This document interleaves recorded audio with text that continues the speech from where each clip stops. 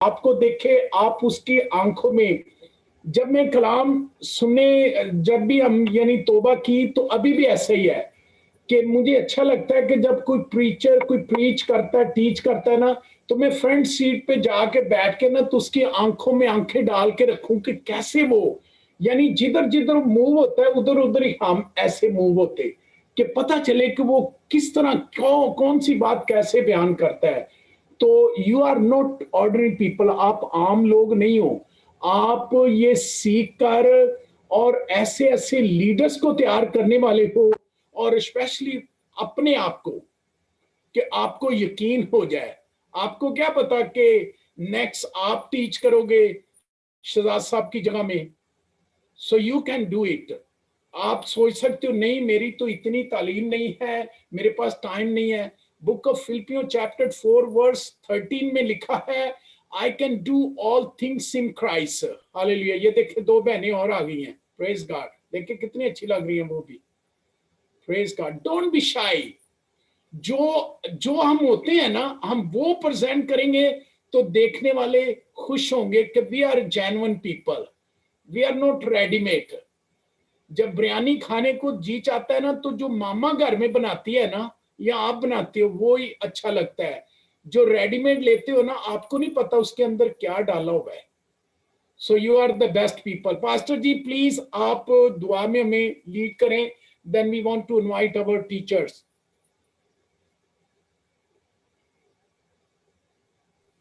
Hallelujah. Yes, oh Lord Jesus, Jesus, Jesus. खुदा पाक, खुदा हम तेरी शुक्रगुजारी करते हैं और तेरे नाम की इज्जत और जलाल देते हैं। बुजुर्गी, सिताइश, हमद, वडियाई, शुक्रगुजारी, सजदे, जबी, हमदो सना, तारीफ खुदावन तेरे लिए। और आज शाम खुदावन यीशु के नाम से हम सब कुछ खुदावन तुझे देते हैं। आज शाम इस सारे सेशन को खुदावन हम तेरे हाथों में रखते हैं। ब्रदर शहजाद को खुदावंद हम तेरे हाथों में रखते हैं। जितने लोग खुदावंद इस मीटिंग में हैं, खुदावंद पाक, खुदा जो कुछ टीच किया जाए, प्रीच किया जाए, खुदावंद उनमें से सीखें और खुदावंद उसे अपनी मिनिस्ट्री में यूज करें, तेरे जलाल के लिए, तेरी खिदमत के लिए, लोगों को जीतने के लिए, बच्चों को जीतने के लिए खुदावंद वो कारगर साबित हो और तेरे नाम का इज्जत और जलाल मिले। यीशु मसीह नासरी के नाम से दुआ मांगते हैं, आमीन।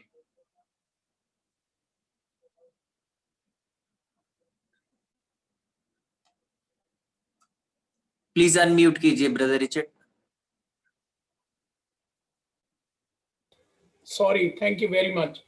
वो पूरा वीक फीवर के साथ जंग करते रहे, लेकिन मैं बहुत खुदावंद का शुक्रगुजार हूं और उनका, कि फिर भी उन्होंने कहा कि नहीं ब्रदर जी, हम जरूर आएंगे। तो मेरी ये रिक्वेस्ट है कि आप सारे अपने अपने कैमरे खोल कर एक मर्तबा जरूर उनको वेलकम करें, और आपकी जोरदार तालियों में, या जो भी आप बुके फेंकना चाहते हो, वट एवर यू हैव, कोई बर्तन ना फेंक देना घर से, बाकी जो कुछ मर्जी उनको जो है ना जरूर please. Brother Shahzad, sister ji please welcome, thank you. Good morning. Good morning sir, thank you, we salute you man. आपकी आवाज से ही मुझे पता चल रहा है कि काफी कुछ आपने पिया है। Thank you very much for your prayers and for your encouragement. आपकी मुझे सबसे बात अच्छी ये लगी, कल मैं फरीदा से शेयर कर रहा था, मैं कह रहा हूँ इंज लगता रिचर्ड भाई जिस मेरे बड़े भरा नहीं होंगे, ते वो मेरी बार बार पूछ रहे सी कि की हाल है तेरा, ठीक है हुण। ਤੇ ਬਹੁਤ ਸ਼ੁਕਰੀਆ ਰਿਚਰਡ ਭਾਈ। ਸਰ ਜੀ ਇਹ ਕੈਂਸਲ ਹੁੰਦੇ ਨਹੀਂ ਹੈਗੇ ਆ, praise the Lord. Thank you. ਕੀ ਕਹਤਾ ਜੀ ਜੀ ਜੀ ਸਰ, ਕ੍ਰਾਸ ਦਾ ਬਾਰਡਰ ਹੈ, ਨਹੀਂ ਤੇ ਮੈਂ ਤੇ ਹੁਣ ਤੱਕ ਕਿੰਨੇ ਚੱਕਰ ਲਾ ਦੇਣੇ ਸੀ ਅਗਰ ਤੁਹਾਨੂੰ ਪਤਾ ਹੀ ਹੈ। ਪਰ just 4 and 5 hour away from my home। जी जी।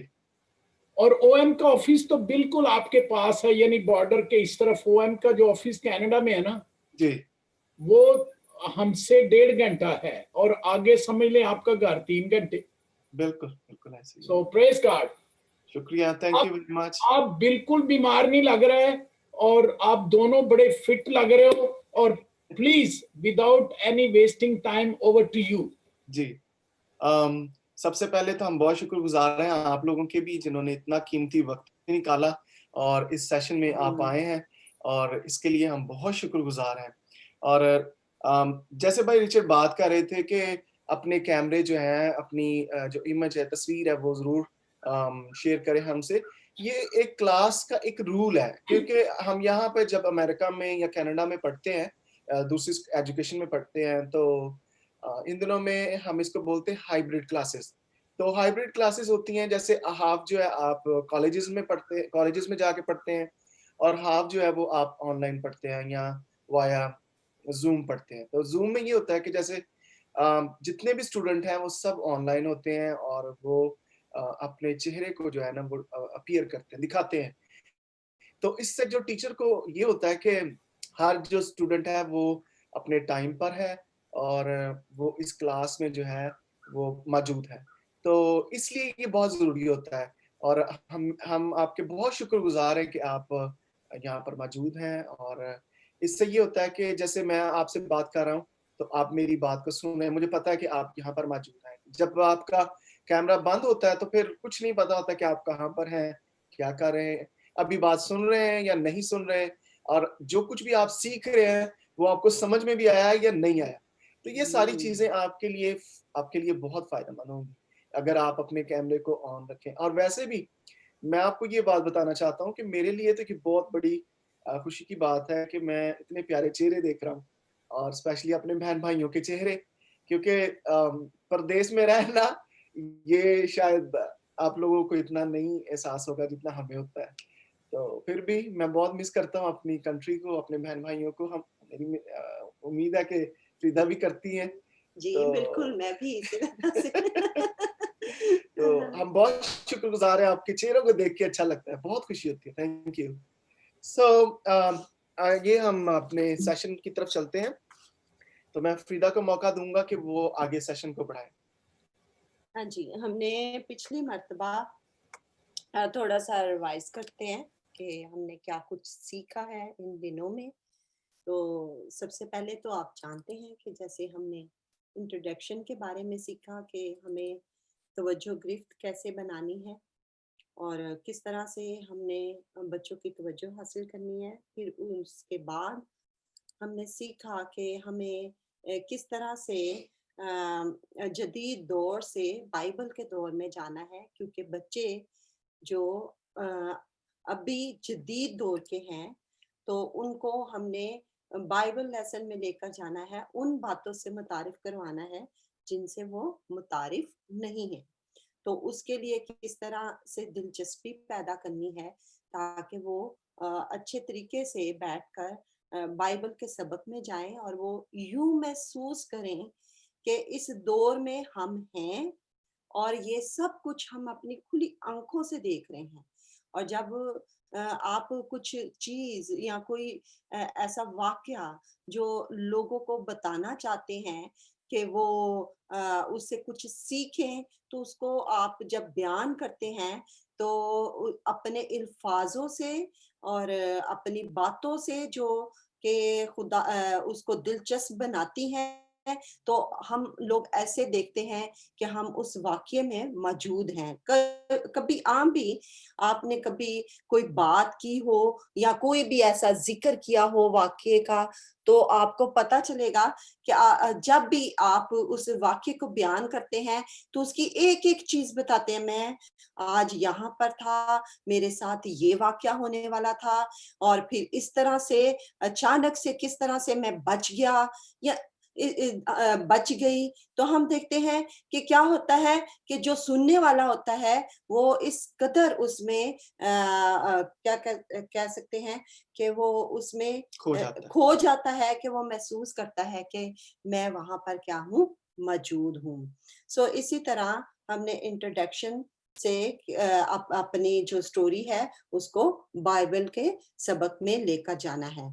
फिर हमने इसके बाद जो पिछली मर्तबा हमने हवाले के समझने के लिए हमने एक स्टोरी ली थी बाइबल में से।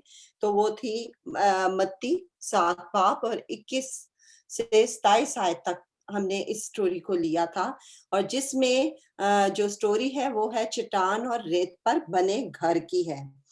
तो हमने सीखा कि सियाक और सबक का खुलासा होना बहुत जरूरी है। जब हम कोई भी स्टोरी लेते हैं तो हमें पता होना चाहिए कि हमारा जो लेसन है इससे पहले क्या वाकया गुजरा है या इसके बाद क्या हुआ है।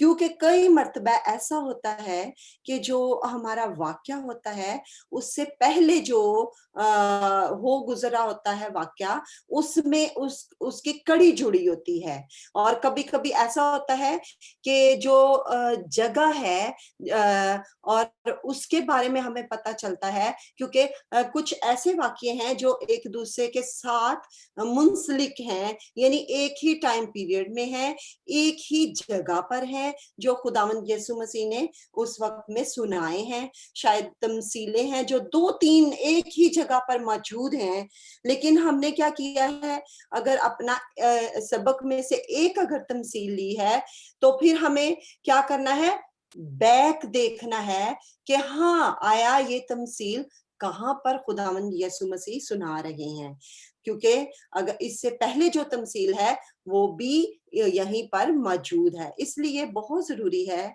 कि हम सबक को पहले भी पढ़ें, जो लेसन से पहले है, और जो बाद में है उसको भी पढ़ें। कभी कभी ऐसा होता है कि सबक में वो बात जो होती है वो मौजूद होती है, जिसको हम जब अपने लेसन का खात्मा करते हैं तो एक कोई अहम जुमला होता है वहां पर, जिसको हम कहकर अपना जो स्टोरी है उसको खत्म कर सकते हैं। तो इसलिए बहुत जरूरी है सियाक और सबाक जो है वो देखा जाए। तो इसका मतलब ये हुआ कि जो सियाक और सबाक है वो बहुत जरूरी है। तो सियाक और सबाक का जो इजी मतलब है वो ये है कि जो बाइबल जिस कॉन्टेक्स्ट को आप पढ़ रहे हैं, या जैसे आप जिस हिस्से को आप सुनाना चाहते हैं तो उसका ऊपर वाला हिस्सा वो भी स्टडी किया जाए, और जिस कहानी को आप सुनाना चाह रहे हैं उसके नीचे वाला हिस्सा वो भी आप डिस्कस करें। और उसमें ये है कि जैसे अगर आपकी कहानी के अंदर वो कोई वाकया अगर आपको किसी जगह का पता नहीं चल रहा कि यीशु मसीह अगर गन्नेसरत की झील पे है, तो उस कहानी में या उस जगह पर तो जिक्र नहीं है, लेकिन शायद वो ऊपर हो सकता है। तो ये आपका मतलब है कहने का? जी, यही मेरा मतलब है। तो इस तरह से आप को इजीली पता चल सकता है। फिर सबक का खुलासा है जो कि आपको बच्चों के साथ बयान नहीं करना, वो आपकी समझ के लिए है, आपकी हिकमत के लिए है, कि आपको पता चलेगा कि ये इस सब जो लेसन है इसमें क्या चल रहा है। तो उसके लिए आप उसको मुख्तसर से खुलासे में आप लिख सकते हैं सिर्फ अपने लिए, ताकि आपके लिए इजी हो जब आप तवज्जो गिरफ्त बनाते हैं और सबक में जाते हैं, तो आपके लिए बहुत खूबसूरत अल्फाज होंगे जिससे आप स्टोरी में जा सकते हैं। फिर हमने देखा कि कौन लोग हमारे लेसन में मौजूद हैं। तो जो हमने अभी चुना है कि चट्टान और रेत पर बने घर, ये इस लेसन को, तो इसमें क्या है, कौन कौन से लोग मौजूद हैं, कोई बता सकता है? जी, अभी कुछ स्टडी भी साथ साथ चलेगी, तो कोई बता सकता है इस लेसन में हमने लास्ट टाइम में किन लोगों का नाम लिया था? अगर मुमकिन हो सके तो प्लीज कैमरा ऑन कर लें सब।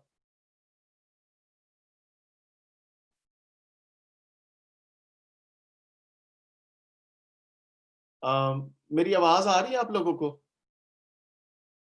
हाँ जी, मैं ये कह रहा हूँ कि अगर आप अपने जो वॉल्यूम है उनको अनम्यूट करके, तो अगर आप जवाब देना चाहें तो बहुत अच्छा होगा। कि लास्ट टाइम में हमने जो कहानी अभी जो तैयार कर रहे हैं उसमें मेंशन किया था कि कौन-कौन लोग हैं, कौन-कौन से कैरेक्टर हैं, और अगर आप कोई बताना चाहे तो वो जरूर बता सकता है।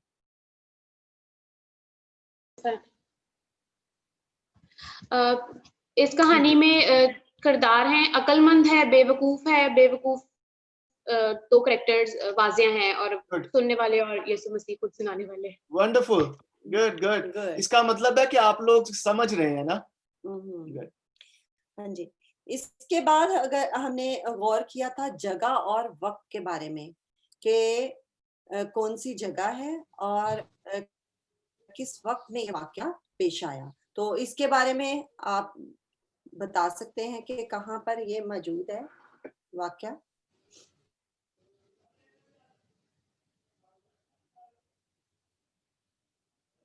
लास्ट टाइम में हमने देखा था जी, जरूर रूथ। ये एक पहाड़ी वाज है और जब यीशु मसीह जाते थे और बहुत सी भीड़ उनके पीछे हो लेती थी, तो फिर यीशु मसीह तमसीलों में और छोटी-छोटी कहानियों में उस जगह पे, पहाड़ पे या फिर किसी खुले इलाके में अपनी कलीसिया से अपने वीरान जगह। जी, गुड, जी जी, वेरी गुड। हाँ जी। अभी आगे जो उससे उसके बाद जो है वो है मुश्किल अल्फाज और फिक्रात की वजाहत। हमने सीखा था क्या आप अगर अपने लेसन में देखते हैं कि कुछ मुश्किल अल्फाज हैं, फिक्रात हैं, तो हमें उसकी वजाहत करनी है और उसके लिए कुछ बुक्स जो थी वो आपको बताई गई थी और ख़ास तौर पर पाकिस्तान में कमूसल किताब जो है वो इस्तेमाल की जाती है और उसमें वाज़िया वजाहत होती है। कभी आप कुछ भी अपने लेसन को लेते हैं और उसमें कोई ऐसे अल्फाज हैं, मुश्किल हैं, तो वो हमारे लिए आसानी पैदा करती है और उसमें तफसील से लिखा होता है जिससे हमें बाआसानी पता चलता है। जैसे कि हम देखते हैं अगर हमारा लेसन हाँ मैं पे है, हाँ मैं कोई बात कुछ कहना चाहता है?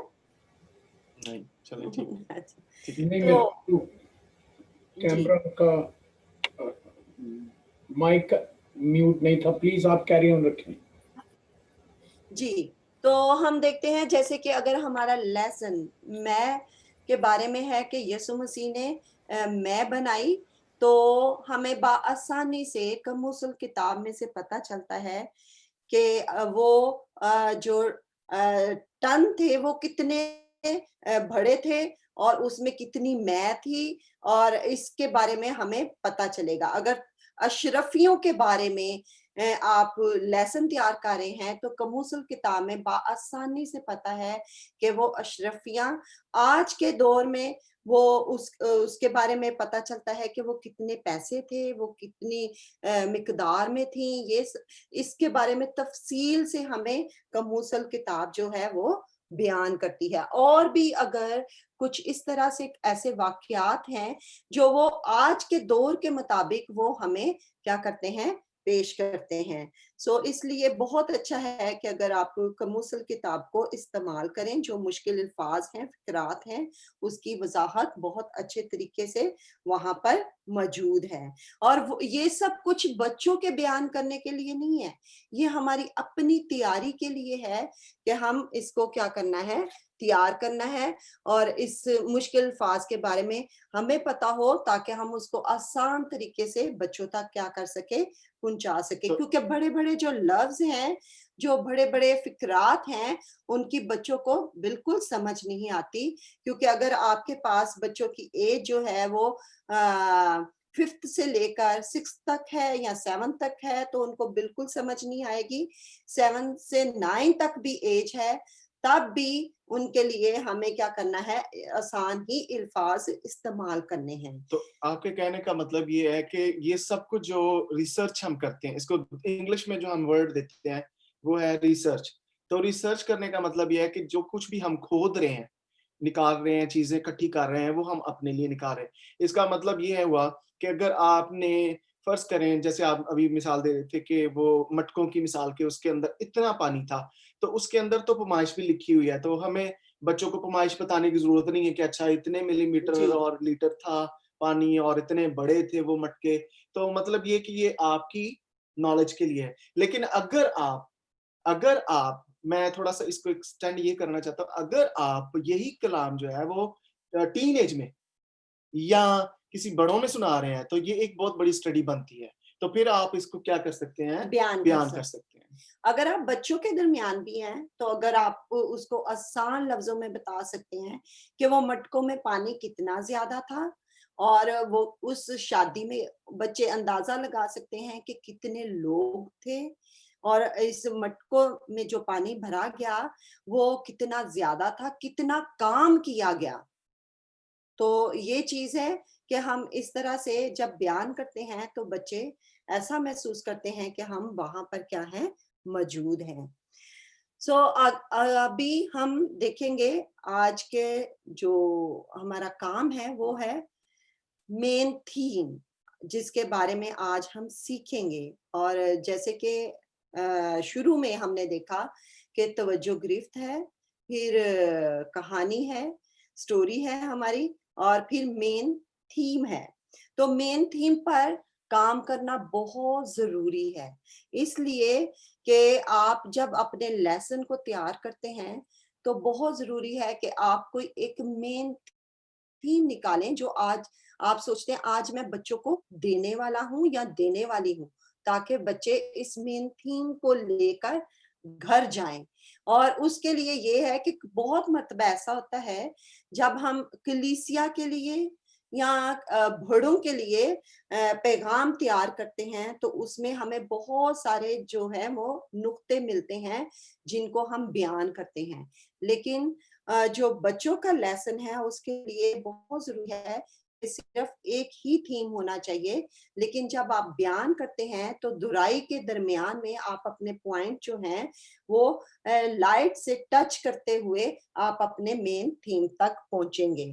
तो हम अगली मर्तबा दोहराई के बारे में भी सीखेंगे, लेकिन आज हम काम करेंगे रूहानी और मरकजी ख्याल, जिसको हम उर्दू में कहते हैं। तो इस पर हम गौर करेंगे। अभी आपके सामने ये हवाला है जो आपको दिया गया है, मत्ती 7 बाब 21 से 27 आयत तक। तो आप इसमें देखें कि मेरे लिए कौन सा मेन थीम है जो मैं आज बच्चों को देना चाहती हूँ। तो अच्छा होगा कि हम इस हवाले को एक मर्तबा पढ़ लें। तो कोई भी भाई असद, अगर आप इस हवाले को पढ़ें तो बहुत ही अच्छा है कि और हम इस पर गौर करें।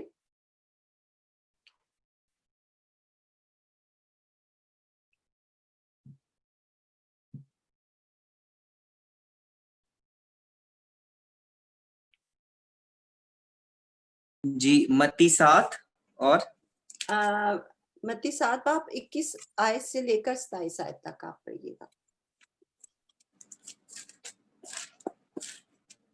okay.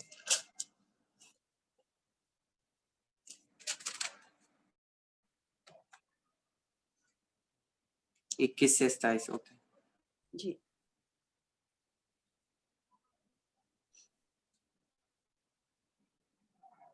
जो मुझसे ए खुदावंद कहते हैं,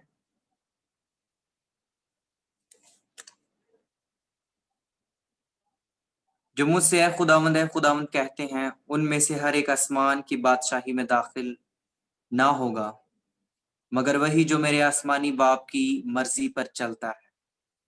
उस दिन वो तेरे मुझसे कहेंगे, ए खुदावंद, क्या हमने तेरे नाम से नबूवत नहीं की और तेरे नाम से बदरूहों को नहीं निकाला और तेरे नाम से बहुत से मोजज़े नहीं दिखाए?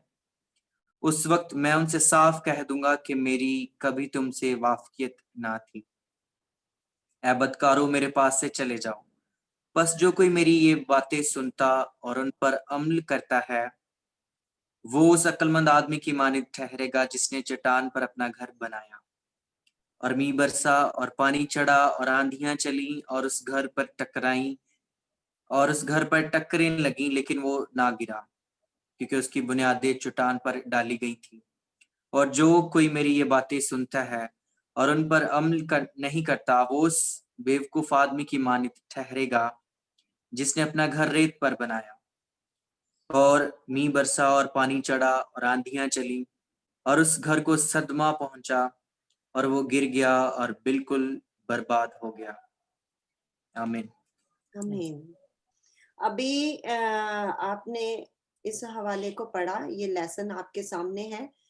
तो आप थोड़ा सा इस पर वर्क करें और देखें कि मेरे लिए इसमें क्या रूहानी ख्याल हो सकता है जो मैं बच्चों तक पेश करूंगी या करूंगा।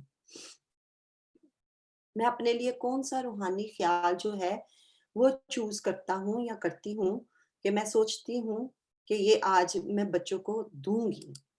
तो एक बात और, मैंने अभी एक स्लाइड शो की है, इसमें मेन ख्याल में हमने डाले हैं, तो आप इनको कॉपी ना करें, तो लेकिन आप इनसे आइडिया ले सकते हैं, ठीक है? जैसे do not just listen to the word of God but to obey it too. Jesus is the best foundation for the lives. So आप इनको ले सकते हैं, लेकिन कोशिश करें कि आप अपने ख्याल को जो है वो पेश करें।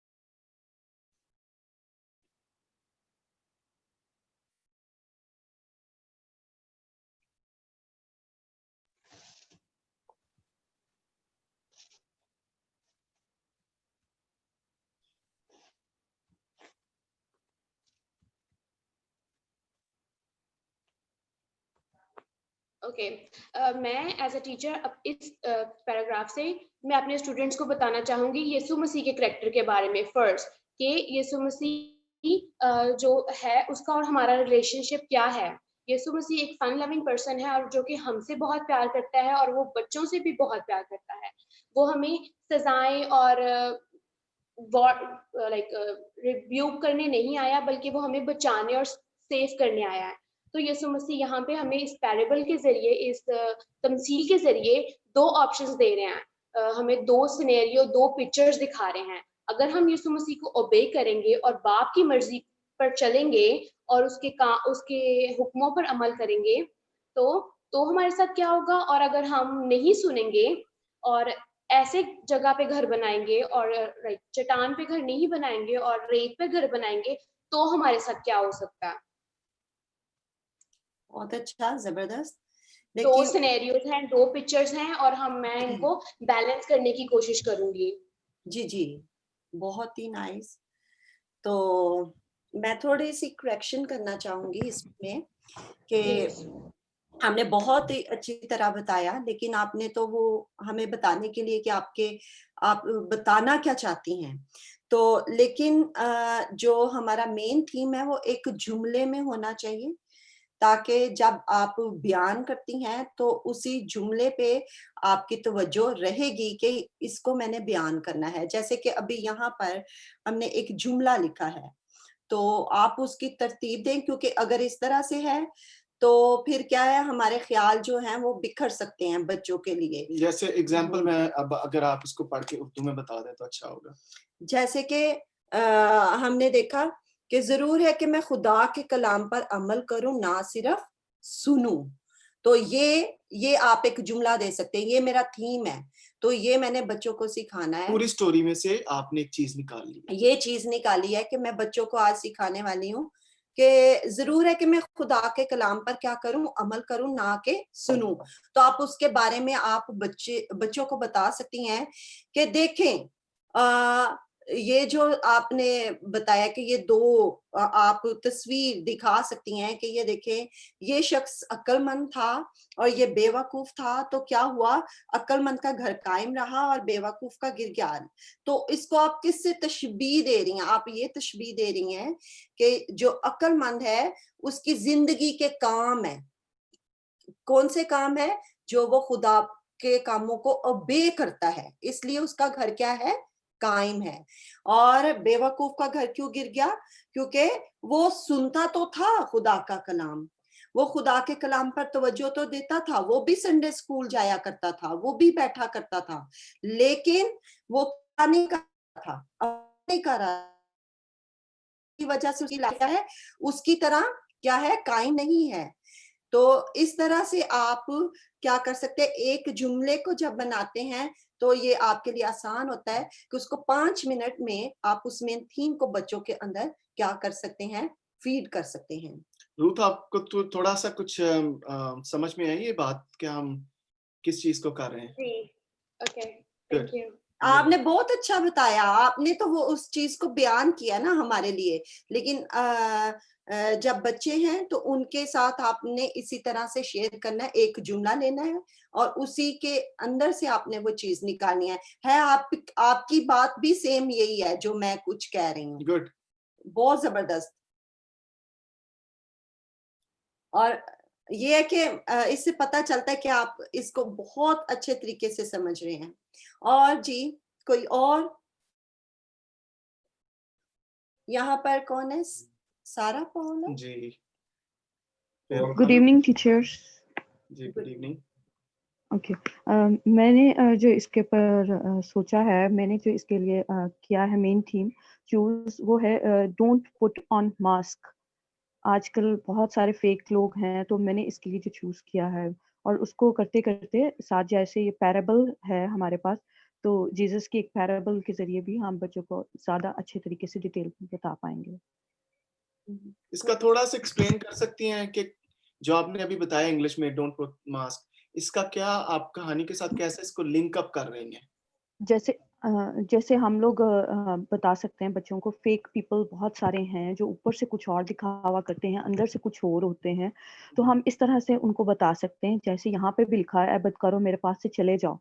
वो कुछ शो ऑफ तो कुछ और कर रहे होते हैं। तो बहुत सारे ऐसे लोग भी हैं, और यहाँ पे जैसे हम पैराबल में भी देखते हैं कि एक जो है अक्लमंद, वो खुदावंद से बड़ा प्यार करता था, और जो बेवकूफ था वो शो ऑफ तो करता था, लेकिन हकीकत में जो था उसका हकीकत में वो प्यार नहीं करता था, इसलिए उसने अपने घर की बुनियाद को भी स्ट्रांग नहीं किया। ग्रेट जॉब, वो जबरदस्त, ये बहुत ही खूबसूरत ख्याल है। शुक्रिया।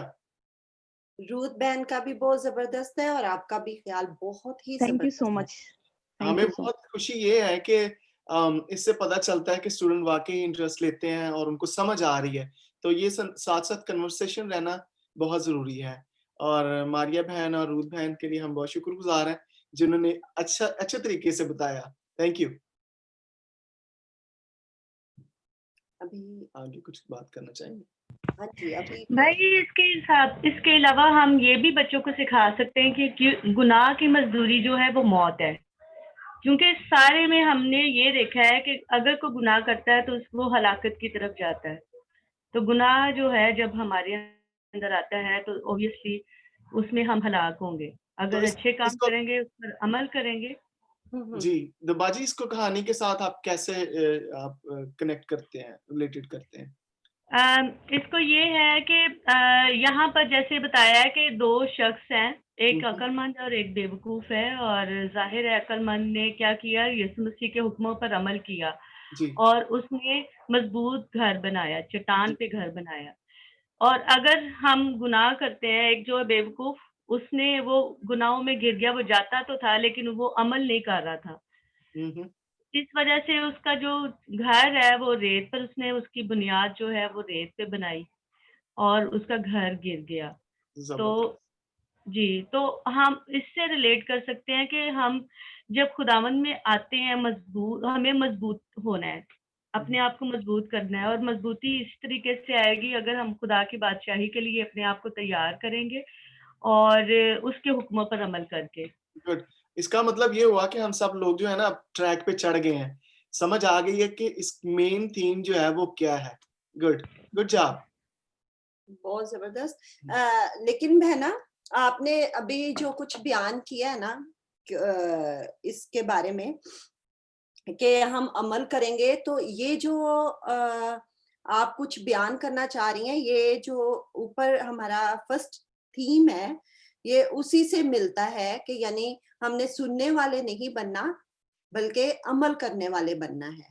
तो मेरा ख्याल है कि आपका जो मकसद है वो इस थीम की तरफ जाता है। जी तो ये भी अच्छा है, आप गुनाह की मजदूरी मौत है, लेकिन ये जो गुनाह की मजदूरी मौत है, ये एक बड़ा टॉपिक है जिसको आसानी से टीन एज के बच्चे जो हैं वो समझ पाएंगे। अगर आप छोटे बच्चों के साथ अगर गुनाह की मजदूरी मौत है तो वो इस चीज को इतना ज्यादा गहरे तौर पर नहीं समझ पाएंगे जितने गहरे तौर पर टीन एज के बच्चे समझ पाएंगे। क्योंकि छोटे जो बच्चे हैं, हमेशा हमने कोशिश करनी है कि जब हमारे मेन थीम उनके लिए निकले तो वो जॉय के, खुशी के, मोहब्बत के, और ये हम पेश करें कि हमारा खुदावन कितना मोहब्बत वाला है। वो इतना गुस्से वाला नहीं कि वो हमें एकदम से मार देगा या हमें खत्म कर देगा। हमें ये चीज पेश करनी है कि हमारा खुदा क्या है, बहुत मोहब्बत वाला है और वो हमें मुआफ करता है। अगर हमसे खता होती है, हमसे कमजोरी होती है, तो वो हमें क्या करता है, मुआफ करता है।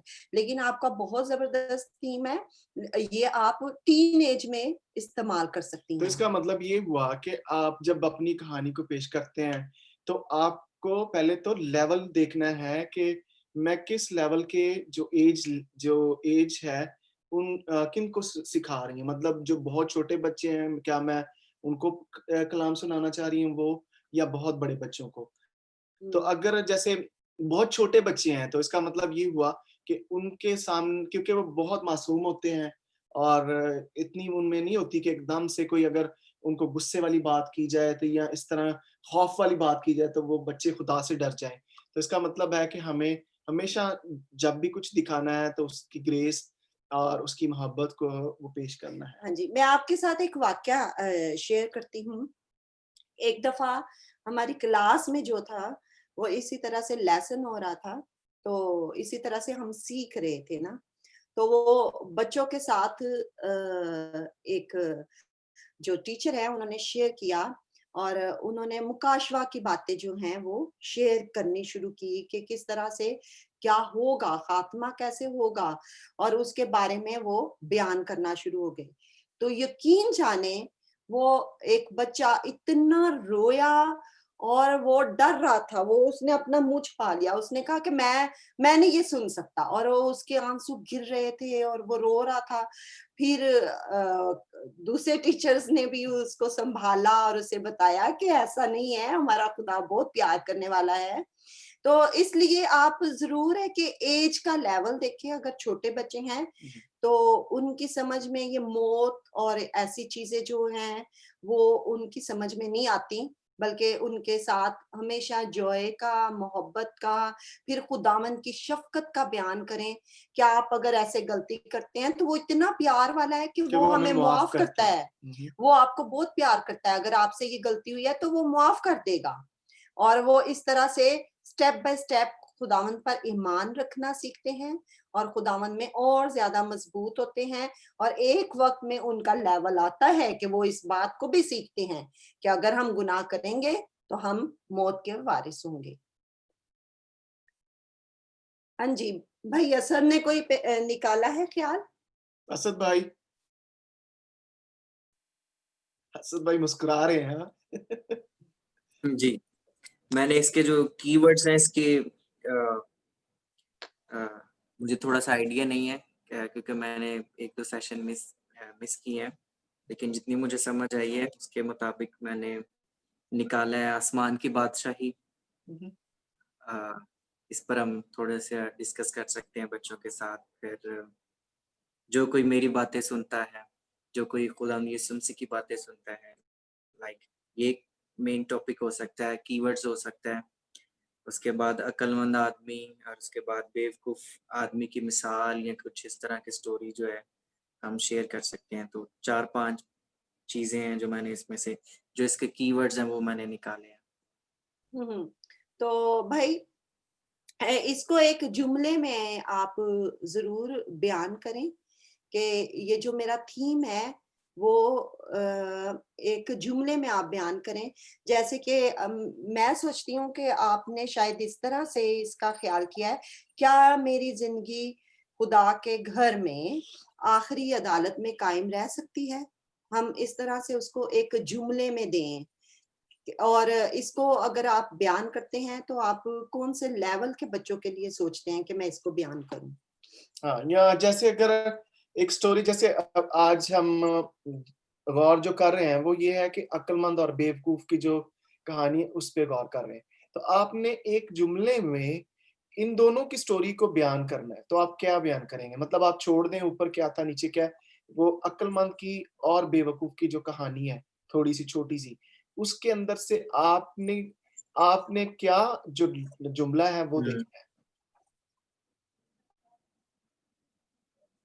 आपका बड़ा जबरदस्त अक्लमंद। ख्याल है, लेकिन उसको एक जुमले में, जैसे कि मैंने बयान किया कि मेरी जिंदगी खुदा के घर में आखिरी अदालत में कायम रह सकती है, उसको आप इस तरह से बयान कर सकते हैं कि अगर हम अक्लमंद होंगे तो हम जरूर खुदावंद की हजूर में क्या होंगे, कायम रहेंगे, हमारी बुनियाद मजबूत होगी, खुदावंद की बातों पर अमल करेंगे तो हम क्या हैं, गिर नहीं सकते, कोई हमें गिरा नहीं सकता ना, तो हमें हिला नहीं सकता। इस तरह से आप उसको क्या कर सकते हैं, आसान जुमलों में बच्चों तक पहुंचा सकते हैं।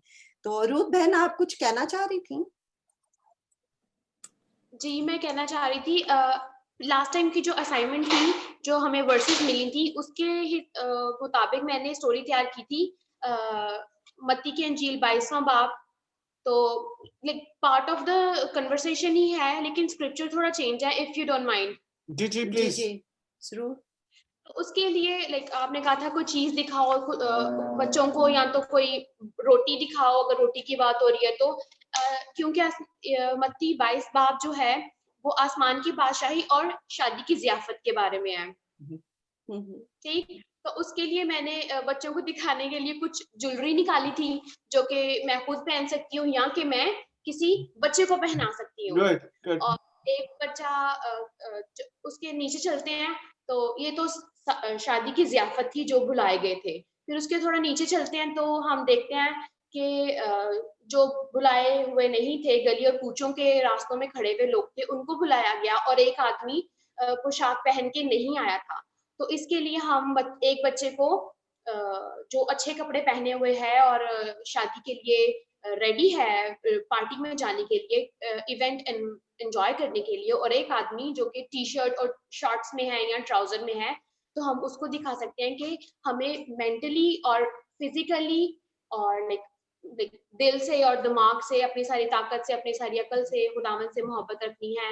और उसके बाद फिर एक बच्चा उसको बांध दे और उसको ले जाए बच्चों के सामने, तो हम बच्चों को बता सकते हैं कि अगर वो सुनेंगे और अमल करेंगे तो हम हमेशा की बादशाहत में, हम उस फीस्ट में जाके शामिल हो सकते हैं। और अच्छे खाने, जैसे कि जो बच्चों के फेवरेट खाने हैं, रोस्ट है, चिकन है, बीफ है, मटन है, नान है, जो भी चीजें हैं, हम बच्चों को इंटरेस्ट अपनी तरफ ग्रैब कर सकते हैं, और फिर बच्चे खुश भी हो जाएंगे, क्योंकि शादी के फंक्शंस और खाना एवरीबडी लाइक्स।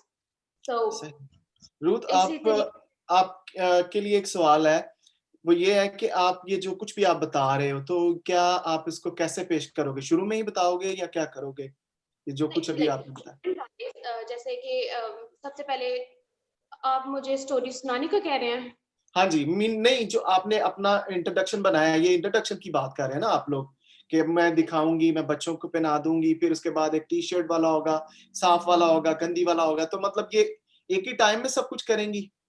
नो, जैसे स्क्रिप्चर जा रहा है वैसे ही ये स्टोरी चलेगी। इसका मतलब ये हुआ जी, इसका मतलब ये हुआ कि आपने ये सब कुछ एकदम से शुरू में ही नहीं सब कुछ बता देना, कि पहले तो अगर आप अच्छा है कि वो ज्वेलरी से आप शुरू करें, फिर इसके बाद एंड में जब आपकी स्टोरी एंड हो रही हो, उस वक्त वो लड़कों वाला जो सीन है ना वो करें। मतलब ये कि इतना लंबा आपने शुरू में आगाज नहीं लेना। मुझे पता चल रहा है कि आप इसी भी मेरे ख्याल में यही सोच रहे हैं जो मैं आपको बताने की कोशिश कर रहा हूं। मिडल ऑफ द स्टोरी आती है। जी जी। जब पे कौन सी आयत में आती है मेरी स्टोरी? 10वीं आयत, 11वीं आयत से तकरीबन मेरी ज्वेलरी आती है। जबकि बुलाए हुए ना आए तो फिर जब गली कूचे वाले लोगों को बुलाया गया तो उनको चाहिए था कि उन्होंने सुना कि बादशाह ने शादी के इनविटेशन भेजा है, बादशाह ने कहा है कि जितने भी लोग हैं जेंटाइल्स और जितने भी लोग हैं जो बुलाए नहीं गए थे उनको बुलाया जा रहा है, तो they should must their own jewellery और ऑन देयर ओन ड्रेस। जी बिल्कुल सही। तो जब हमें बुलाया गया है तो हमें फिजिकली और मेंटली प्रिपेयर होना चाहिए ताकि हम उस शादी में शरीक हो सकें। जबरदस्त, जबरदस्त, बहुत अच्छा ख्याल है, बहुत ही जबरदस्त। हाँ जी, चलिए अभी हम आगे बढ़े। तो अभी हम सीखेंगे सुनाने का तरीका कि हम इस लेसन को किस तरह से पेश करेंगे। तो अभी हम इस लेसन को जब पढ़ा है तो आपके सामने ये स्टोरी है और आप जानते हैं ये अक्लमंद और बेवकूफ की स्टोरी है। तो अभी मरहला है कि हम सीन बनाएंगे इसमें, और कम से कम जब भी आप अपना कोई लेसन तैयार करते हैं तो उसके लिए 4 से 5 सीन होने चाहिए, इससे ज्यादा आपके सीन नहीं होने चाहिए। अगर आप इससे ज्यादा बनाएंगे तो वो आपका लेसन जो है वो लेंथी होता जाएगा और उसके बारे में फिर आपको बहुत कुछ और इकट्ठा करना पड़ेगा। एक बामकसद जो लेसन है उसके लिए 4 सीन होना, या अगर बहुत बड़ा लेसन है तो अगर स्टोरी बड़ी है तो कम से कम 5 सीन हो, इससे अबव जो सीन है वो नहीं होने चाहिए। सीन हमारी क्या मदद करते हैं? सीन हमारी मदद करते हैं जब हम सीन क्रिएट करते हैं तो आपको पता होता है कि मैंने अगर 5 मिनट के लिए बोलना है तो वो एक इस सीन के लिए बोलना है और उसके बाद दूसरा सीन आता है तो उसमें मैंने अपना 5 मिनट्स जो है वो डिवाइड करने हैं, और इस तरह से आप इजीली अपने जो हैं वो 20 मिनट्स जो हैं वो अपने लेसन को दे सकते हैं जो आप बच्चों को बयान कर रहे हैं। तो अभी हम सीन बनाएंगे और जैसे आपके सामने ये लेसन है तो पहला जो सीन है वो मैं आपको बताती हूँ जो मैंने इसके बारे में तैयार किया है। तो फिर इसके बाद आपकी टर्न होगी कि आप इसके बारे में क्या सोचते हैं। अगर हम इस स्टोरी को पढ़ते हैं तो सबसे पहले जो फर्स्ट सीन है उसमें हमें जो पिक्चर नजर आ रही है वो पिक्चर क्या नजर आ रही है कि एक अक्लमंद शख्स है और एक बेवकूफ है, तो उनकी तैयारी है, घर बनाने के लिए वो तैयारी कर रहे हैं। क्या मैं राइट हूं? अगर आप पढ़ें तो सबसे पहला हमारा सीन क्या बनता है, आप देखिएगा, अपनी स्टोरी को देखिए।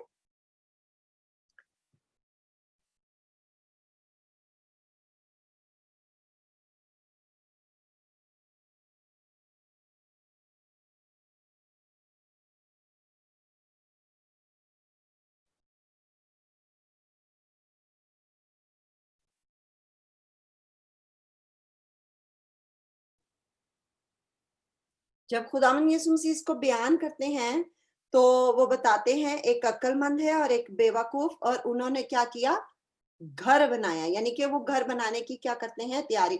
अगर हम वैसे भी सोचें तो एक घर को जब तैयार किया जाता है या घर बनाया जाता है तो उसके लिए पहले सामान की तैयारी होती है। तो ये बहुत ही अच्छा है जब आप इसको स्टोरी में बयान करते हैं तो आप 5 मिनट्स इसको दे सकते हैं, हम बता सकते हैं किस तरह से उन दोनों शख्स ने उस घर के लिए सामान इकट्ठा किया।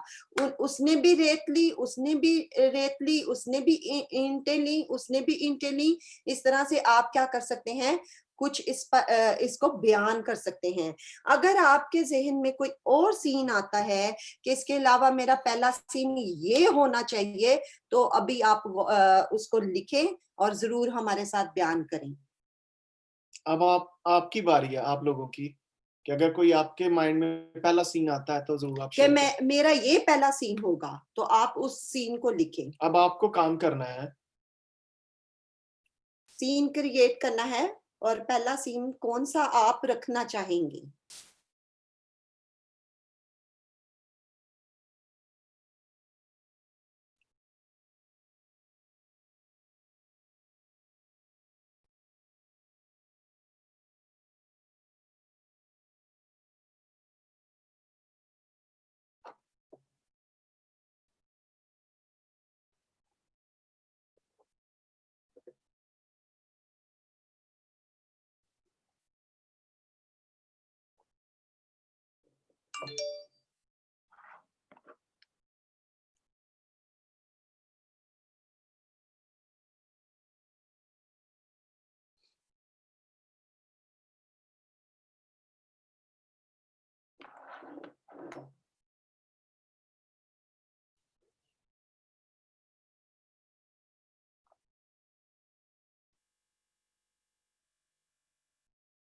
आपकी आसानी के लिए मैं थोड़ा सा इसको बयान करती हूँ, जैसे कि आप किस तरह से इसको इजीली अपनी स्टोरी में ले जा सकेंगे। आप देखें, अगर मेरा पहला सीन है कि अक्लमंद और बेवकूफ जो आदमी है वो घर बनाने की तैयारी करता है, तो आप किस तरह इसको बयान कर सकते हैं, जैसे कि आप बता सकते हैं, हमने सियाक और सबाक में देखा खुदावंद यीशु मसीह एक पहाड़ी आवाज सुना रहे थे और वो वीरान जगह पर लोगों से कुछ बयान कर रहे थे, और खुदावंद यीशु मसीह ने उनको कहानी बताई। और यीशु मसीह ने बताया बच्चों कि दो शख्स थे, एक ऐसा दो शख्स थे, सॉरी, और दोनों शख्स कोई काम कर रहे थे। कौन सा काम कर रहे थे? हाँ, ये तो दोनों शख्स घर की तैयारी कर रहे थे, ये कुछ बनाना चाहते थे, क्योंकि दोनों के पास कुछ सामान था। हाँ, दूसरे शख्स के पास भी वही सामान था और वही दूसरे वाले शख्स के पास भी वही सामान था, और वो दोनों कुछ तैयारी कर रहे थे। और उस शख्स के पास भी ईंटें थी, उस शख्स के पास भी ईंटें थी, और लेकिन सामान तो था। वो दोनों शख्स कुछ देख रहे थे। हाँ, क्या देख रहे थे?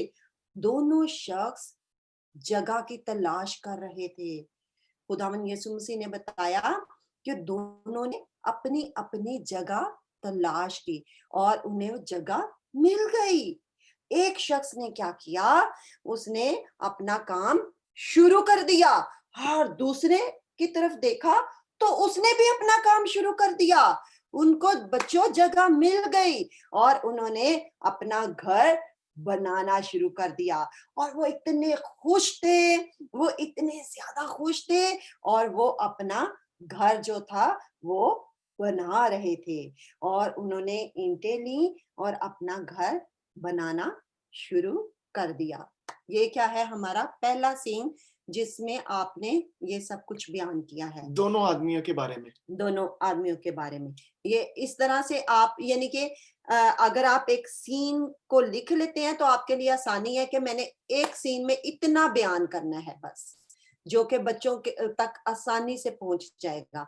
फिर इसके बाद हम दूसरे सीन में जाएंगे, फिर हमें बाहर से और चीजें लेने की जरूरत नहीं पड़ेगी, हम अपनी लेसन में, अपनी उस स्टोरी में ही रहेंगे। अब आप लोगों की बारी है। Can I go first? जी जी प्लीज। जी। मैंने तैयार किया था द बिल्डर। अच्छा, पहले मुझे आप अपना ना चेहरा दिखाओ। Oh God. मुझे नहीं पता आप लोग आपको Please not show my face. चलो ठीक है। तो ना इस वाली कहानी में ना एक ना बिल्डर होता है और वो अपना ना तैयारी करता है। वो एक घर ना वो सैंडस्टोन्स के ना रॉक से बिल्ड करने के लिए, तो वो हार्मर से ना हमेशा ना वो उसकी फाउंडेशन करता है, उस स्टोन के जो घर उसका फाउंडेशन देने के लिए, और वो तैयार करता है कि स्टोन हाउस बनाने के लिए। तो वो बिल्डर क्या करता है, वो हमेशा ना अंदर मतलब डिगिंग करता रहता है वो होल्स बनाने के लिए, उस घर को तैयार करने के लिए। पर जब उसका मतलब जब वो आने को होता है ना, जब उसका घर बनने को होता है, तो वो अपना देखता है कि उसका तो घर ऐसे दिख रहा है जैसे लक्कड़ का हो। पर क्योंकि उसने उसके अंदर होल्स बना के ना उसको डिग किया था सैंड से, लेकिन उसने इतना मतलब टाइम लिया था उसको करने को, बट स्टिल उसके ना जो भी फाउंडेशन थी वो इतना अच्छा नहीं था, पर स्टिल उसने फिर भी रेड स्टोन्स को लगा के अपनी फाउंडेशन सॉलिड रॉक से बनाई थी। और ये दिखाता है कि हमें एक फूलिश बिल्डर कितना मतलब क्लेवर था कि उसने इतना मतलब एक हाउस बिल्ड किया था एक स्टोन रॉक से। बहुत जबरदस्त सारा। लेकिन मैं आप के इजाफे के लिए, अगर आप इस तरह से बयान कर देती हैं तो आपकी स्टोरी यहीं पर खत्म है। और आप आगे आपके लिए कुछ भी नहीं है। तो जरूर आपको इस स्टोरी को बयान करने के लिए आपने देखना है कि कितना टाइम मैंने एक सीन को देना है ताकि मैं दूसरे सीन तक जा सकूं और उसमें से जो मुफीद बातें हैं वो बच्चों तक पहुंच सकें। और पहले सीन में से क्या मुफीद चीज दूंगी। अभी ये चीज है कि अगर पहला सीन है तो हमारा पहला सीन यहाँ तक खत्म है कि उन्होंने चीजें ली हैं और वो घर की तैयारी कर रहे हैं। तो इसमें आप बच्चे सीख सकते हैं कि कोई भी हमने काम करना है तो उसके लिए पहले तैयारी जरूरी है। वो बच्चे भी इस चीज को सीखते हैं। उसके लिए कुछ चीजों की जरूरत होती है। हम कुछ भी करना चाहते हैं तो उसके लिए कुछ इकट्ठा करने की जरूरत है। ये चीजें जो हैं वो बच्चे क्या करते हैं, सीखते हैं। आपके एक पहले सीन में ही वो इतना कुछ सीखते हैं। तो ये चीज है कि आपने बहुत अच्छे तरीके से बयान किया, लेकिन वो एक मुकम्मल स्टोरी जो है वो क्या हो जाती है, बयान हो जाती है। अभी कोई और बताना चाहे तो जरूर है। बहुत ही अच्छा आपने काम किया सारा। Well done. Pastor ji, I have another question. जी जी प्लीज। तो yes teacher, I कितने want to scenes share. होते हैं? बोलो सारा। Throughout the story कितने scenes होते हैं? 4 सीन होते हैं और कम से कम 5 5 अगर बड़ी स्टोरी है, लेकिन 4 रूथ के 5 बने हुए हैं। सही। चले जी, अभी किसी और ने अगर कोई सीन तैयार किया, अभी कोई बताने वाला था। शबाना बाजी। हाँ जी सर, अगर मैं बताऊं तो इससे आगे जो जहां से आपने खत्म किया, इससे आगे हम बच्चों को ये कह सकते हैं कि बच्चों वो इतना खूबसूरत घर बना रहे थे, उन्होंने बहुत कोशिश की और इतना प्यारा सा घर बनाया। उन्होंने उसको बनाने के लिए डेकोरेशन भी की और उस पर पेंट भी किया होगा।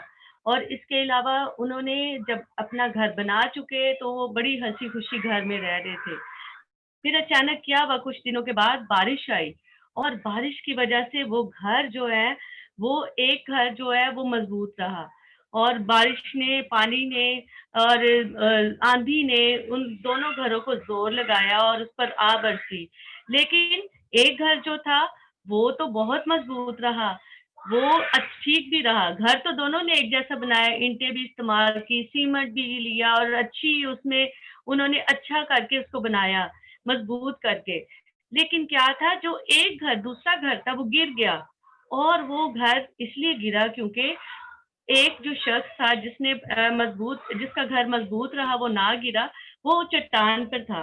और दूसरा जो था घर, वो रेत पे था, इसलिए वो गिर गया। ये सैड न्यूज हम बच्चों को बता सकते हैं कि उसके बाद ये हुआ।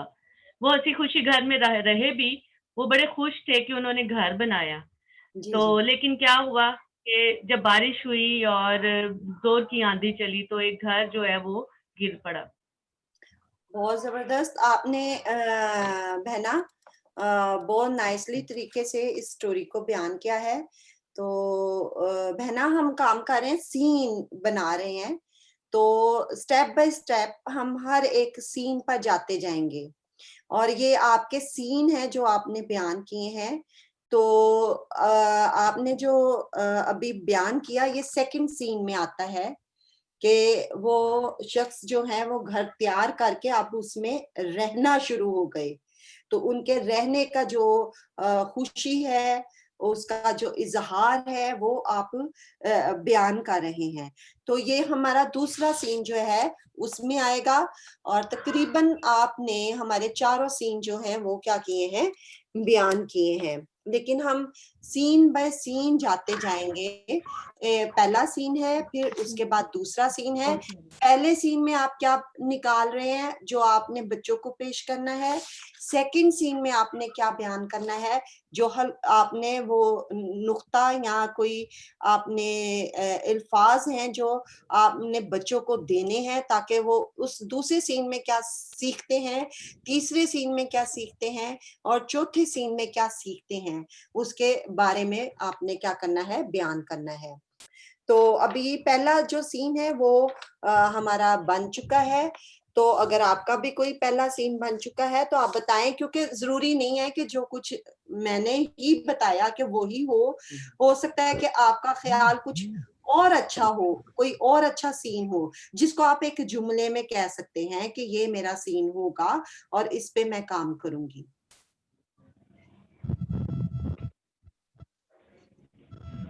जी ओके, मेरा फर्स्ट सीन ये, I don't know if it's right, मैं ये कहूंगी कि इससे पहले कि घर बन जाए और वो टूटे और वो मतलब कहानी आगे चल जाए, हम यहाँ पे बात हो रही है चॉइस की।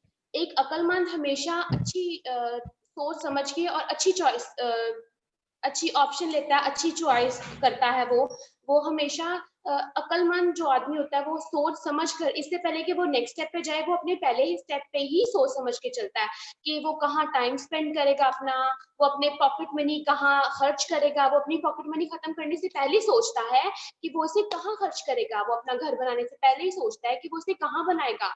ये नहीं कि जल्दबाजी में जहां पे जगह मिली, चाहे वो रेत है तो चाहे वो वैली है, नीचे जाती हुई कोई जगह है, घाटी है जिसे हम कहते हैं, वो अपने घर बनाने से पहले सोचेगा कि वो उसे कहाँ पे रखना चाहता है, कहाँ पे बनाना चाहता है, कहाँ पे बिल्ड करना चाहता है, लोकेशन कैसी है, आया मुझे यहाँ से सी व्यू नजर आएगा या आया कि मुझे यहाँ से बस स्टॉप नजर अच्छा नजदीक पड़ेगा।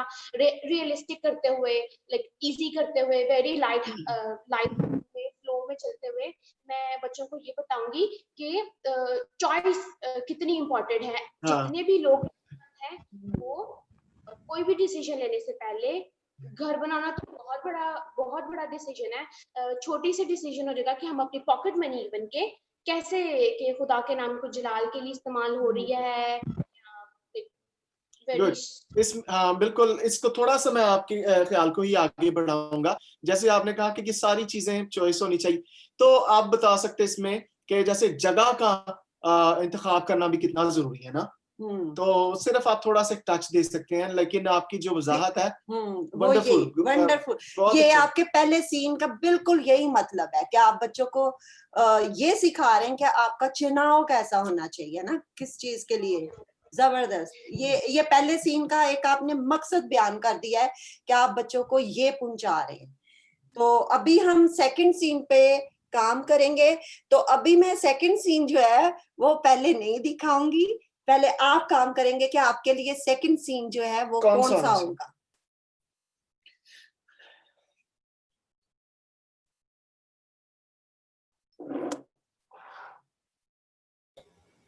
शहजाद भाई, मेरी ये रिक्वेस्ट थी कि ये सीन तैयार करने के लिए अगर आप इन सबको टाइम लिमिट बता दिया करें कि यू हैव 2 मिनट और 3 मिनट मेक रेडी, ताकि वो जरा इसके ऊपर भी पंचबल रहे ना। वो ना हो कि इधर early Sunday school the scene शुरू हो रहा है, उधर दुआर बानी हो रही है।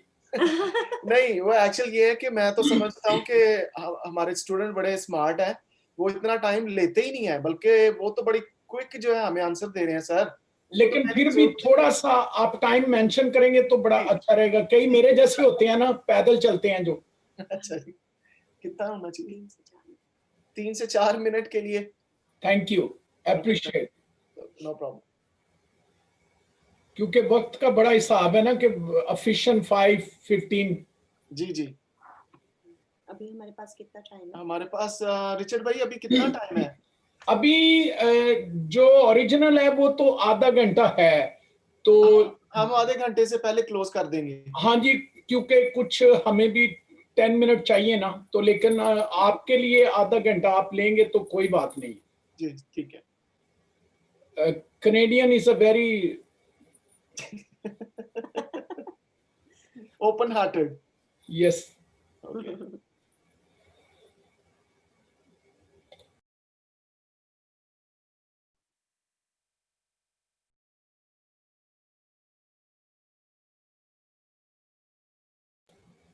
इतना भी ओपन हार्ट तो ठीक है, लेकिन यूएसए वालों आप बड़े हैं ना, you know the USA is बड़ा भाई। तो ये स्क्रीन के ऊपर सर जी क्या आई डोंट नो ये कैसे हुआ है, वो भी मैं भी परेशान हो रहा था कि अक्के चिमचोला के ने पाता है। चले, संडे स्कूल है ना, हर किस्म के बच्चे होते हैं। हाँ जी।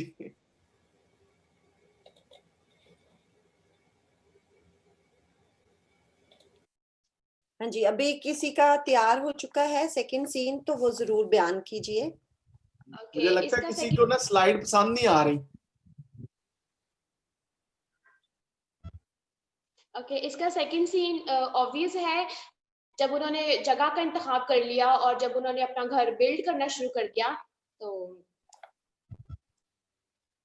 दे सेलिब्रेट, उन्होंने खुशी मनाई कि उनका काम खत्म हो गया, दे डन देयर जॉब और दे आर हैप्पी। और शायद छोटा सीन छोटा ही दूसरा सीन छोटा ही होगा, क्योंकि उसके बाद फिर मींह बरसा और आंधी आई, ये फिर तीसरा सीन बन जाएगा। हाँ जी, जबरदस्त। हाँ जी, अभी चौथा सीन अगर कोई और बयान करे। शबाना भाजी, आपने कुछ काम किया चौथे सीन पे? जी सर, मैं कुछ शेयर करूँ जी। सेकंड सीन में कुछ इस तरह से भी प्रिंट आउट करके बच्चों के हाथ में दिखा सकते हैं कि ये बड़ा खूबसूरत घर है जो एक शख्स ने तैयार किया।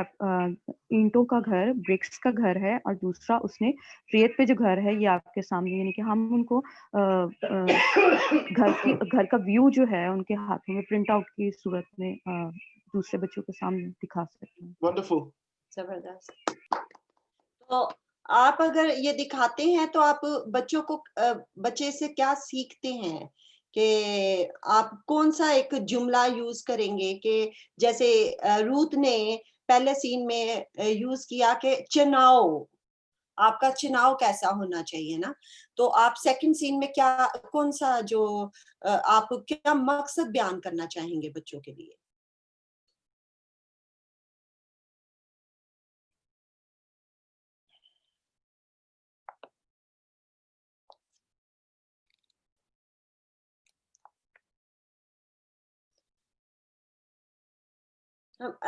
हम कह सकते हैं कि सेकंड जो सीन है, अगर ये आप वो दिखा रहे हैं, दोनों घर दिखा रहे हैं, तो क्या आप बता सकते हैं कि ये दोनों इस टाइम में दोनों ही बहुत खुश हैं क्योंकि इनके घर क्या हैं? मुकम्मल हैं। कोई भी चीज जब हम बनाते हैं, मुकम्मल करते हैं, तो हमें क्या होती है? बहुत खुशी मिलती है। कुछ भी बनाने से हमें क्या मिलती है? खुशी मिलती है। सो इस तरह से हम बच्चों को बता सकते हैं कि अगर हम भी बच्चे भी कोई भी काम अगर संडे स्कूल के अंदर अपनी बाजी की हेल्प करते हैं या कुछ भी करते हैं, तो इससे क्या मिलती है? दिल को खुशी मिलती है। सो इस तरह से आप बता सकते हैं कि अगर उन्होंने दोनों ने घर तैयार हैं, तो अब वो क्या है? उसमें रह रहे हैं और वो क्या है? खुश हैं। अभी हमारा जो तीसरा सीन है वो कोई बयान करे, तो उसके लिए साथ ही अपने मकसद को भी बयान करें कि इससे हम क्या सिखाएंगे।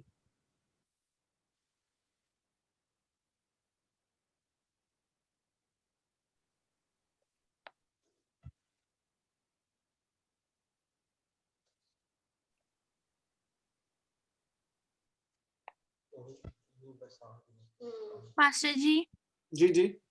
और ये लेसन होना चाहिए, सीन ही होना चाहिए? सीन, हम सीन क्रिएट कर रहे हैं।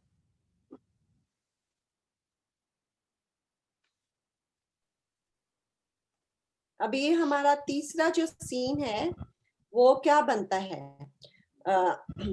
हमारा तीसरा सीन है वो आंधी के बारे में। उसके बाद क्या आता है? अगर ये दोनों घर तैयार हैं, वो खुशी से रह रहे हैं, वो बैठे हैं और वो खुश हैं अपने घर में, दोनों तैयार हैं, तो जो तीसरा सीन है वो किसका बनता है?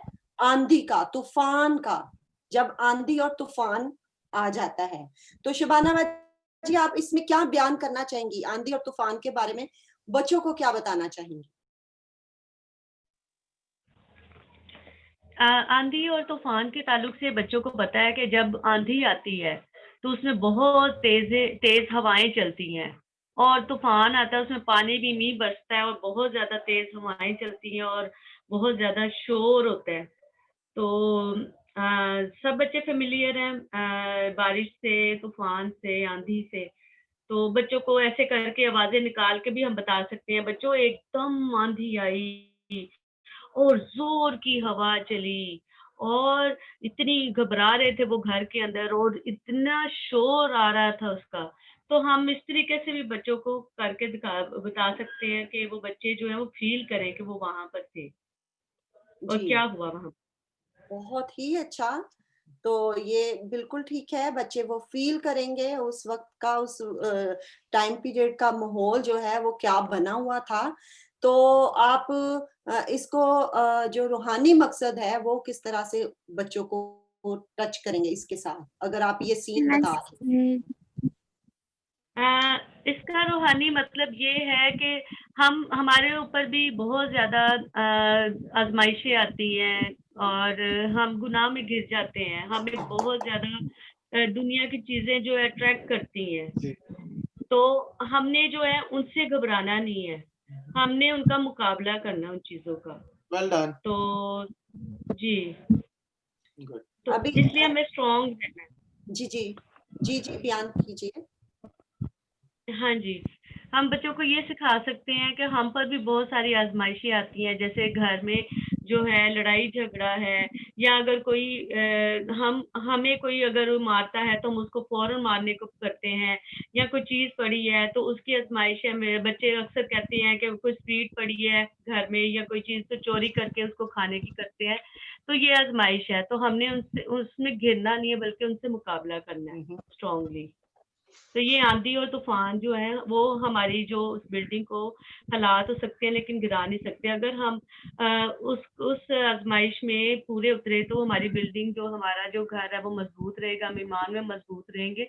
अगर हम गुनाह में घिर गए तो क्या होगा, जाहिर है खुदा को हम ये उस बात टूटे घर की तरह होंगे, आप यूं बयान कर जी सकते हैं, उस जी गिरे हुए घर की तरह होंगे। हाँ जी, जी बहन जी रूथ, आप कुछ बयान करना चाह रही हैं? रूथ बहन। जी, मैं इन्हीं के ख्याल को आगे लेके चलूंगी कि हम उस चट्टान को यीशु मसीह के तरफ भी कह सकते हैं कि यीशु मसीह हमारी चट्टान है, क्योंकि यही बच्चे आगे को सरमन सुनेंगे और यही इनकी बुनियाद है। तो जब इन्होंने संडे स्कूल में सुना होगा कि यीशु मेरी चट्टान है, तो उनको आगे चल के रिलेट करना और ईमान में मजबूत होने में उनको मदद मिलेगी। उनको पता होगा कि यीशु ही मेरी चट्टान है और हाँ मैंने जी, यीशु बिल्कुल। इसमें थोड़ा सा इसको जरा एक्सप्लेन मैं ये करता हूँ कि चट्टान है, चट्टान बहुत बड़ा लफ्ज है। इसको आप एक्सप्लेन करें कि रॉक क्या होता है, सॉलिड होता है, और मतलब जब भी आंधी आती है चौड़ा पत्थर है, फिर कोई भी जो है ना वो पानी या तूफान जो है वो इसको खराब नहीं कर सकता, गिरा नहीं सकता। तो मतलब थोड़ा सा इसको एक्सप्लेन करना आपने, ठीक है? और जो कुछ आपने बयान किया है रूथ, ये जाकर हमारा चौथे सीन से मिल जाता है। ये उसके लिए ये जो मकसद है वो निकलता है। जो शबाना बहन ने बयान किया वो हमारे तीसरे ही सीन के मुताबिक बिल्कुल ठीक है कि आजमाइशें होती हैं, बच्चों की छोटी-छोटी आजमाइशें हैं जो आप बयान कर सकते हैं। घर में पैसे नहीं हैं और फिर क्या है, पापा बीमार हैं, पापा के पास जॉब नहीं है और कुछ इस तरह से जो भी बच्चों के छोटे मसाइल होते हैं। कोई दोस्त नहीं है लाइफ में, कोई जो है स्टडी के लिए कोई अच्छा साथी नहीं है कि वो मेरी मदद कर सके। तो ये छोटी-छोटी आज़माइशें हैं, ये तूफ़ान है जो बच्चों की लाइफ में होते हैं। तो जो आपने बयान किया चट्टान के बारे में, ये हमारा चौथा सीन है जो कि हमारा आखिरी सीन है। उसके मुताबिक कि एक जो चट्टान पे बना हुआ घर है वो किस कदर मजबूत है और वो किस तरह से वो हिल नहीं सकता, वो गिर नहीं सकता। और जो रेत पर बना हुआ घर है वो क्या होता है, गिर जाता है, क्योंकि उसकी बुनियाद क्या है, मजबूत नहीं होती। तो यहाँ पर आप बयान कर सकते हैं, क्योंकि शुरू में हमने क्या किया है, सिर्फ घर की तैयारी की है, चीजें ली हैं और हमने घर तैयार करना शुरू कर दिया। फिर सेकंड में हमने दिखाया कि वो रह रहे हैं उसमें और खुश हैं।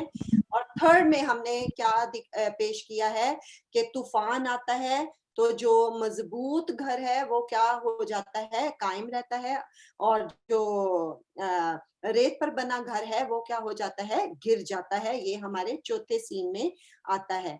और यहाँ पर आपको मौका है कि आप बुनियाद के बारे में थोड़ा सा बयान कर सकते हैं, जैसे कि रूत ने बताया कि एक मजबूत बुनियाद क्या चीज है। फिर बच्चों को इस तरह से बआसानी से पता चलता है कि हमारी बुनियाद आया किस पे होनी चाहिए। यीशु मसीह है जो हमारी बुनियाद है, यीशु मसीह है जो हमारी रहनुमाई करता है, हमारी मदद करता है कि हम रोज बरोज जो है वो बिल्ड होते जाते हैं और हम एक मजबूत घर बनते जाते हैं। फिर क्या है कि हमारे ऊपर तूफान भी आए, आंधी भी आए, तो वो हमें नहीं हिला सकती। और इस तरह से जो बच्चे हैं वो जरूर है, जब आप उनको चैलेंज देते हैं कि आया आप क्या पसंद करते हैं, क्या आया मेरी लाइफ ऐसी हो या ऐसी हो, तो यकीनन आपको पता है कि बच्चे कौन सा चुनाव करेंगे। वो तो नहीं कभी भी सोचेंगे कि मेरी लाइफ ऐसी हो कि मेरा घर जो है वो क्या हो जाए, गिर जाए, मेरी जिंदगी ऐसी हो कि वो इस तरह से नजर आए, मायूसी में नजर आए, बल्कि मेरी तो चट्टान पर होनी चाहिए। उसके लिए आपके पास मौका होगा कि आप बच्चों को बहुत आसान तरीके से बयान कर सकें कि आया मजबूत घर किस तरह से बन सकता है जब हमारा रिलेशनशिप जो है वो खुदावन यीशु मसीह के साथ क्या होता है, मजबूत होता है। हम सबका क्या मकसद है, हम सबका लेसन बयान करना, जो बच्चों तक पहुंचाना, उसका क्या मकसद है? यही मकसद है ना कि जो बच्चे हैं वो खुदावंद यीशु मसीह से वाकफियत हासिल करें, या वो नजात को हासिल करें, या वो खुदावंद यीशु मसीह को अपनी जिंदगी में अपना नजात दहिंदा शख्सी तौर पर कबूल करें। क्या कैन यू इमेजिन कि बच्चे 5 years old 8 years old बच्चे जो हैं वो शख्सी तौर पर खुदावंद यीशु मसीह को कबूल करते हैं। ये नहीं हम कह सकते, इसको डिनाई नहीं कर सकते कि उनकी समझ के मुताबिक ये बातें नहीं है कि वो नजात को ना समझ सकें। क्योंकि मेरी अपनी लाइफ, मैंने 8 years old में अपनी जिंदगी जो है वो खुदावंद यीशु मसीह को दी। तो आप भी बता सकते हैं कि आप ने कब खुदावंद यीशु मसीह को मैं भी कबूल? इसी एज में, मैं एक कैंप में था और तकरीबन 7 या 8 साल का था जब मैंने खुदावंद यीशु मसीह को कबूल किया। और इससे वाज़िया तौर पर मैंने समझा उस टाइम में, मुझे अभी तक याद है कि हाँ, खुदावंद यीशु मसीह को कबूल करना क्या है, कि मेरी लाइफ किस तरह से खुदावंद में मजबूत हो सकती है, और खुदावंद यीशु मसीह मेरी लाइफ के लिए कैसे वो एक लाइट की तरह है। क्योंकि उस वक्त में मैंने एक लाइट के जरिया से कलाम सुना था, लाइट के बारे में, तो मैंने उसको महसूस किया उस टाइम को। आज भी मुझे याद आता है कि मैंने ये महसूस किया मेरे अंदर लाइट है। हाँ, खुदावंद यीशु मसीह एक लाइट है। हाँ, वो लाइट मुझे चाहिए, वो मेरी लाइफ को रोशन कर देगी, और मेरी जो लाइफ है वो तो इस तरह से चमकेगी जिस तरह से ये रोशनी है। क्योंकि उन्होंने उस वक्त में वो पैगाम आज भी मुझे याद है, उन्होंने बताया कि आप अगर इस लाइट की तरह हैं। उन्होंने मुझे एक मोमबत्ती दिखाई, तो उन्होंने कहा कि इस तरह से आप रोशन होंगे और कोई चीज आपकी लाइट को छुपा नहीं सकेगी। और मेरे अंदर वो ख्वाहिश पैदा होती गई सुनते सुनते कि मैंने एक वक्त में ऐसी लाइट बनना है कि मुझे कोई चीज नहीं छुपा सकेगी, दुनिया आसानी से मेरी रोशनी को देख सकेगी। तो ये बहुत अच्छा मौका होगा अगर आप इस तरह से अपने 4 सीन बयान करते हैं, और एंड पे जो आपका सीन है जो आता है चट्टान के बारे में, कि जो मजबूत थी वो कायम रही, तो आप उसको आप अल्फाजों में पेश कर सकते हैं, बता सकते हैं कि चट्टान इतनी जो मजबूत है वो किस तरह से मजबूत है कि वो खुदावंद यीशु मसीह के ऊपर ये घर जो है वो तैयार हुआ है। और अगर खुदावन यीशु मसीह हमारी जिंदगी में है तो हमारा घर भी एक मजबूत घर बन सकता है। तो इस तरह से आसानी से बच्चे जो हैं वो नजात को समझ सकते हैं और वो अपनी जो जिंदगी है वो खुदावन यीशु मसीह के सपुर्द कर सकते हैं, जो हमारा मकसद है। तो अभी नेक्स्ट जो है हम सीखेंगे दोहराई के बारे में, तो और फिर इसके बाद खात्मा सीखेंगे, और फिर आपने इसी स्टोरी को बयान करना है अपने सीन लेते हुए, और उसमें हम देखेंगे कि कौन सी बातें हम सबसे अजाफी हो गई और कौन सी हमें सिर्फ अपनी स्टोरी में रहकर बातचीत करनी थी। बहुत शुक्रिया आपकी सुनने के लिए। हमारा सेशन यहाँ पे खत्म होता है। तो रिचर्ड भाई अगर मौजूद हैं तो प्लीज आप टेक ओवर कर लें। Thank you.